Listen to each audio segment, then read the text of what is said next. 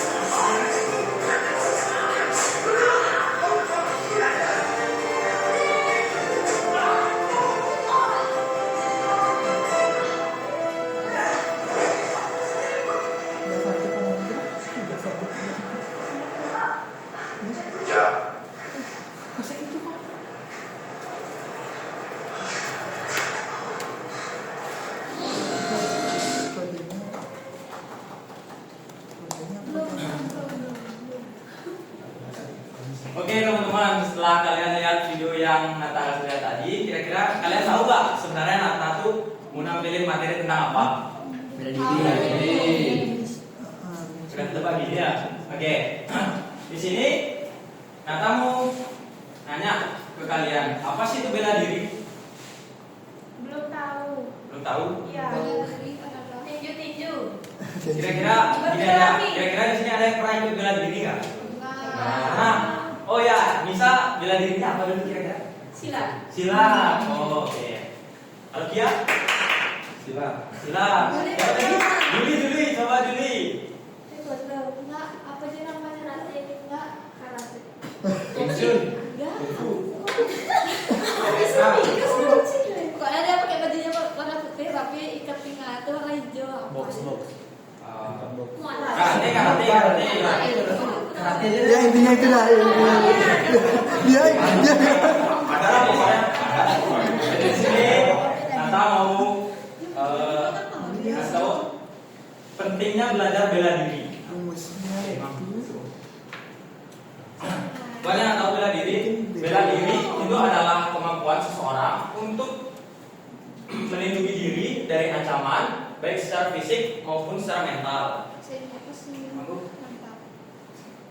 Nah, dari secara fisiknya itu bela diri itu bisa mencakup ketahanan tubuh, yaitu kebugaran tubuh. Itu bisa dibilang ketahanan tubuh, kebugaran tubuh itu karena bela diri itu melatih semua bagian tubuh untuk bisa melakukan gerakan-gerakan tertentu yang bisa berfungsi di teknik bela diri dasar. Nah, kita ada teknik bela diri dasar bela diri. Teknik bela diri dasar bela diri itu mencakup pukulan, tendangan, tangisan, bantingan, dan juga kuncian. Nah, untuk dari segi mentalnya itu dilatih dari mengendalikan pikiran, karena setiap kita melakukan sesuatu itu, apalagi dalam bentuk bela diri, itu harus ada yang namanya ketenangan. Kita harus berpikir yang jernih supaya mental kita itu bisa terjaga. Nah, yang kedua ada mengendalikan emosi. Nah, mengendalikan emosi ini sama seperti mengendalikan pikiran, tapi dia itu lebih ke emosi kita, gimana sih cara kita mengontrol emosi kita supaya kita tidak terpancing oleh seseorang yang memancing kita duluan untuk membuat amarah kita menjadi emosi gitu. Terus di mengendalikan rasa takut, di mental mengendalikan rasa takut ini, bela diri mengajarkan kita untuk tidak kenal rasa takut, siapapun dia, siapapun orangnya, kita harus berani jika kita memang memiliki kebenaran dalam mengendalikan diri dalam melakukan sesuatu. Di sini kita dituntut untuk menjadi percaya diri, percaya dengan diri sendiri. Nah, kenapa bela diri itu penting? Yang pertama udah pasti teman-teman, jika kalian belajar bela diri, kalian itu bisa melindungi diri dari bahaya atau tindakan kejahatan. Contohnya misalkan nih, kalian lagi cowok ya, kalian lagi bawa cewek, kalian lagi gonceng, terus misalkan cewek kalian itu motor di kiri terus dicopet, nah kalian tuh masa nggak bisa apa-apa kan, nggak keren gitu loh. Nah, buat cowok-cowok, apalagi cowok-cowok yang punya cewek, yang mau kelihatan keren di depan cewek, itu pasti harus bisa bela diri untuk melawan kejahatan. Nah, yang kedua itu menjaga kesehatan jasmani. Ya seperti yang aku bilang tadi, di fisik itu bela diri bukan cuma melindungi diri dari bahaya atau tindakan kejahatan, bela diri juga membuat kesehatan kita lebih terjaga itu, karena kita setiap kita mau training itu pasti kita latihannya itu kalau angkat beban, kecepatan, habis itu kelincahan, bisa dari teknik pukulan, pokoknya semuanya kita belajarin tentang mengolah diri kita supaya bisa lebih baik, supaya lebih sehat, dan kita tahu kemampuan kita tuh ada di mana gitu, kayak dari segi serangan gitu. Terus meningkatkan rasa aman dan percaya diri.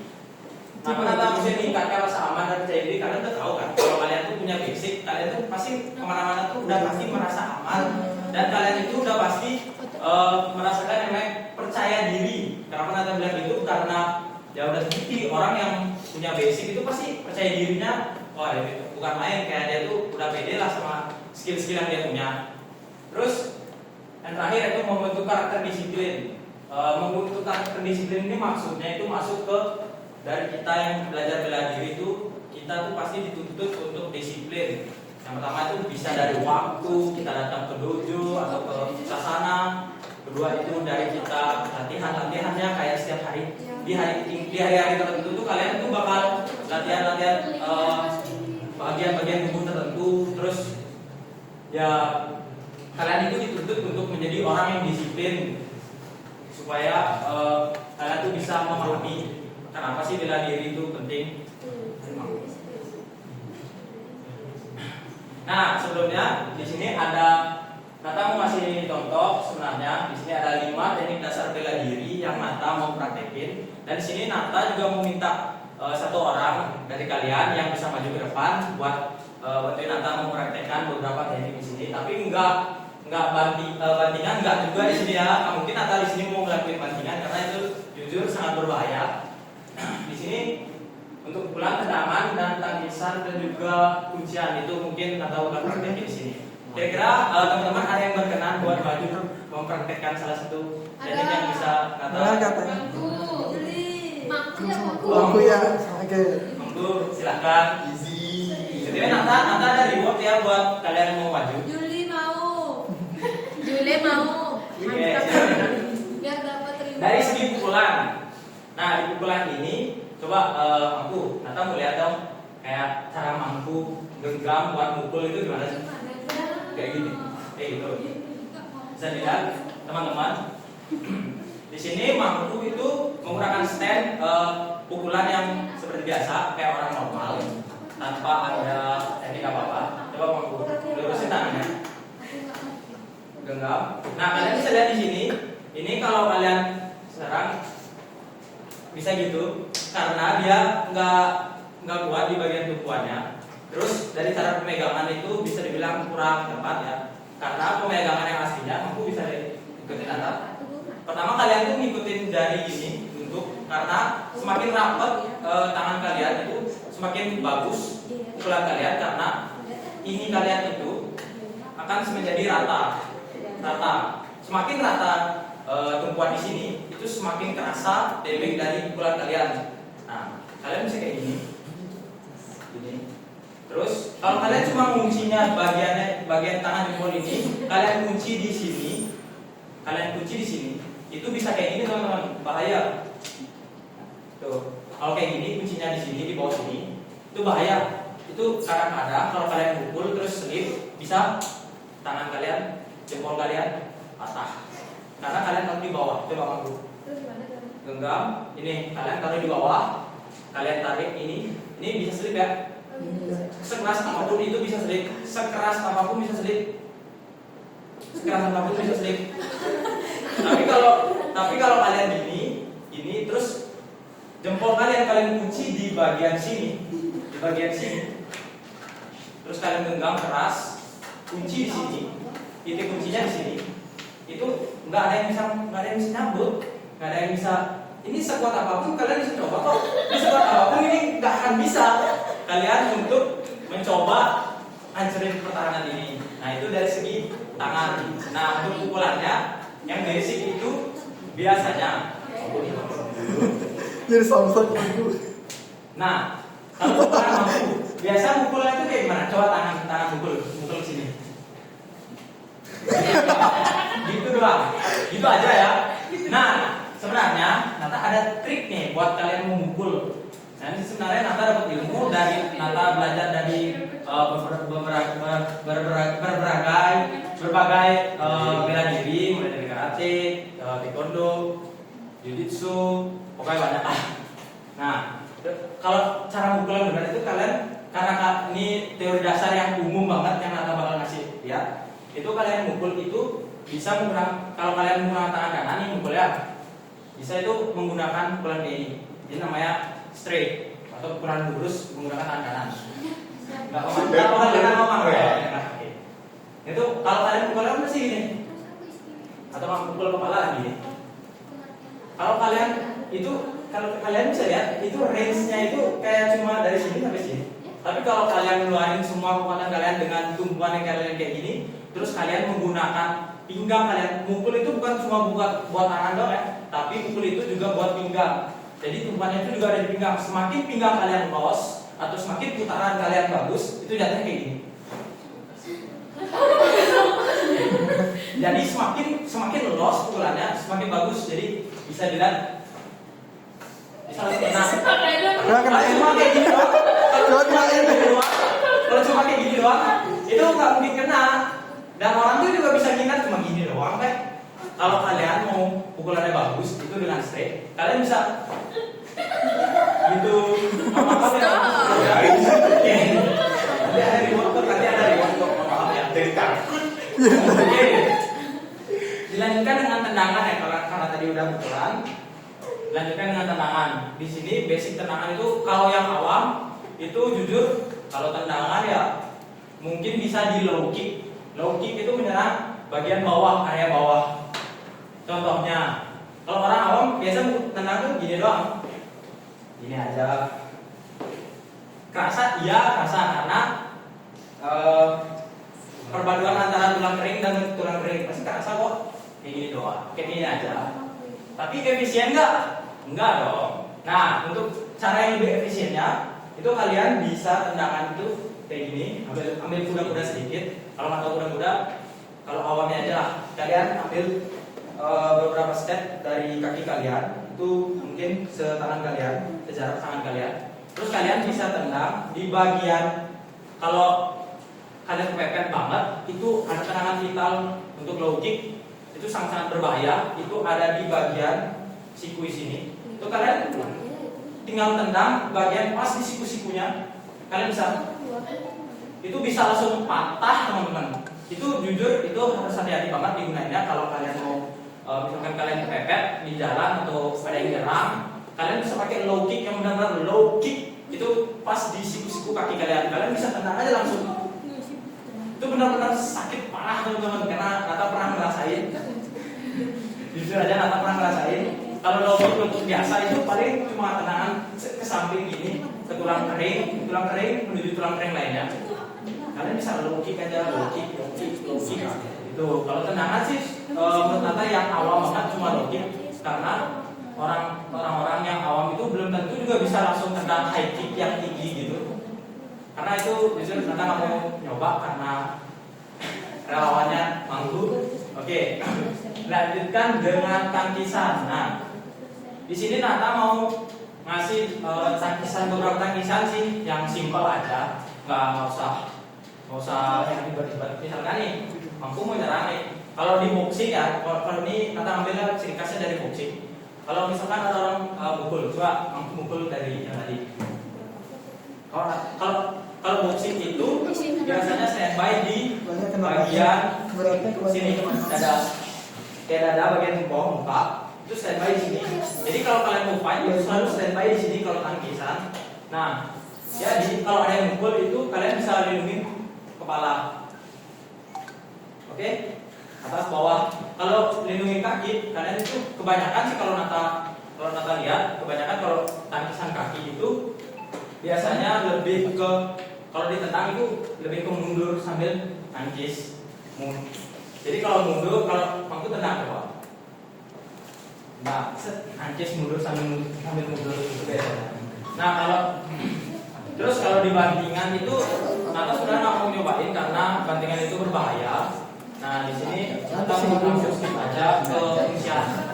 Nah, di sini Nata mau kasih lihat satu kuncian yang mungkin cewek atau cowok bisa lakuin, tapi ini untuk jarak dekat. Nah, Nata di sini mau nyobain kunciannya yaitu naked choke atau head choke, naked choke. Kuncian di bagian leher. Ini udah awam banget, jujur karena semuanya sih udah tahu naked choke itu kayak gimana. Kuncian bagian leher, ini lehernya gitu.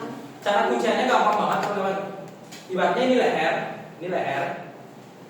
Kalian itu pertama mampu dikit mampu karena kamu tinggi. Oke. Naked choke itu simpelnya kalian cuma gini. Ya, satu. Kalian ini kalian diriin. Ini kalian taruh di sini. Kalian kunci ke belakang kepala. Yang ini kalian dorong ke depan. Yang ini kalian tarik ke dalam semakin keras. Habis itu ini kalian dorong ke depan semakin keras, mampu bisa pingsan. Sini ya. Nah, mungkin segitu aja implementasi teknik-teknik dari Nata. Mohon maaf jika ada beberapa salah kata yang Nata kata-katakan tadi. Terus dari segi perilaku maupun teknik-teknik Nata yang kurang berkenan di kalian. Sekian presentasi dari Nata. Nata tutup dengan